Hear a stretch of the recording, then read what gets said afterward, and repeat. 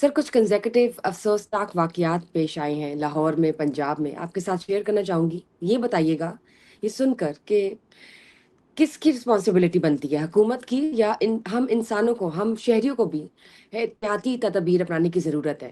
آپ دیکھیں tuition centre کی چھت گر گئی، 14 بچے، 14 فیملیز متاثر ہوئی، 14 بچے جہاں بھاگ ہو گئے۔ پھر بھگوان پورہ میں اگلے دن اسکول کی چھت گرتی ہے، ایک بچہ جان باغ۔ اس کے بعد آپ دیکھیں سوات کا جو ایک واقعہ ہے جس میں ایک فیملی جو ہے لاہور کی، وہ کشتی ڈوب گئی۔ اس کے علاوہ بلوچستان میں ایک بس ہے، وہ پوری کی پوری کھائی میں گر گئی، اس میں کتنے لوگ ہوں گے، کتنی فیملیز ہوں گی کنیکٹڈ، اور بعد میں یہ کلیم آتا ہے کہ ڈرائیور نے بس جان بوجھ کے گرائی۔ آپ کو کیا لگتا ہے کہ اس طرح کے واقعات یہ کیا سوشل امپیکٹ ہے، یہ کتنا ٹراماٹائزڈ ایک سچویشن ہے؟ بشا، میں ایک پیرنٹ ہوں اور میں آپ کو ایک بتاؤں کہ پیرنٹ کے لیے اس سے زیادہ تکلیف دہ بات نہیں ہے کہ اس کی اولاد کو کوئی تکلیف پہنچے۔ تو ہم جو مرضی باتیں کریں، آپ ان گھروں کا سوچیں جہاں پہ قیامت صغریٰ آئی اور آ کر چلی گئی، کہ لوگ اپنے بچوں کو اسکول یا کالج یا مدرسے اس لیے تو نہیں بھیجتے کہ وہاں سے ان کی لاشیں واپس آئیں۔ آبویسلی حکومت کی بڑی سخت نااہلی ہے کہ ایسی بلڈنگز کو آئیڈینٹیفائی نہیں کیا ہوا اور ان میں کمرشل ایکٹیویٹیز کی بھی اجازت دی ہوئی ہے۔ کسی نے پرمٹ ایشو کیا ہوگا، کسی نے لائسنس ایشو کیا ہوگا، کوئی ٹیکس کلیکٹر ہوگا، کوئی بجلی دے رہا ہوگا، کوئی گیس دے رہا ہوگا، کوئی پانی سپلائی کر رہا ہوگا۔ تو حکومت کے اتنے محکمے ہیں، ان سب کی کوئی ذمہ داری ہے۔ پھر ان لوگوں کی بھی ذمہ داری ہے جو اس جگہ پہ کمرشل کام کر رہے ہیں، اسکول وغیرہ کھولے میں انہوں نے خستہ حال بلڈنگز میں۔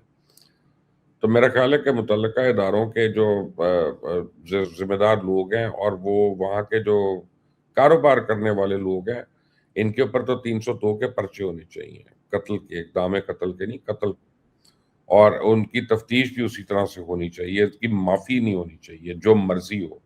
کوئی اتنا معصوم اور چوچا نہیں ہوتا جتنا یہ بعد میں پاتے جاتے ہیں۔ اور جہاں تک سوات لیک میں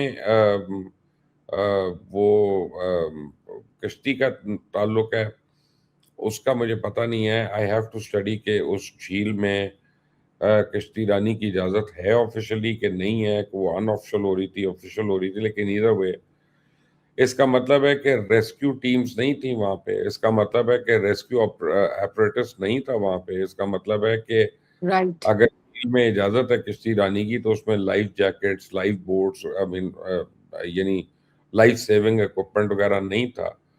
تو پھر آبویسلی وہ جو متعلقہ ادارے ہیں جن کی وہ ذمہ داری ہے، ان کے اوپر میں تو بڑا کلیئر ہوں، ان کے اوپر 302 کا مقدمہ ہونا چاہیے، قتل کا مقدمہ ہونا چاہیے۔ جہاں تک کوئٹہ کا اندوناک واقعہ ہے، وہ بلوچستان کا جو آپ کہہ رہی ہیں، جی، آئی ڈونٹ نو یہ کیسے ہمیں پتا چلا کہ وہ ڈرائیور نے خود کیا ہے یا ایکسیڈنٹ نہیں ہوا واقعی۔ اس بس کے کچھ افراد یہ کلیم کر رہے ہیں جو بچ گئے کہ ڈرائیور نے جان بوجھ کر بس کھائی میں گرائی۔ اب یہ تو ظاہر انویسٹیگیشن کے بعد ہی معلوم ہوگا پتا اصل چلے گا حقیقت کیا جب ہے۔ ٹھیک ہوگی تو پھر جی جی، پتا چلے گا، ورنہ وہ ایئر انڈیا کا جو فلائٹ 171 کریش ہوئی تھی نا، اس سے بھی تو لوگ یہی کہتے رہے کہ پائلٹ ڈپریس تھا تو پائلٹ اس نے خود۔ سوسائٹ، ہاں جی اب بالکل۔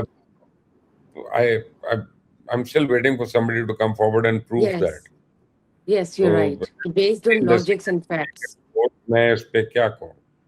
جی جی، افسوس تو ہے سر، ظاہر ہے جب جان چلی گئی تو اٹس انڈو کوئی تو نہیں ہو سکتا یہ، اور جو ارد گرد جو سچویشن تھی وہ انویسٹیگیشن کے بعد ہی سامنے آئے گی، تو ہم بالکل شیئر کریں گے based on logics and facts.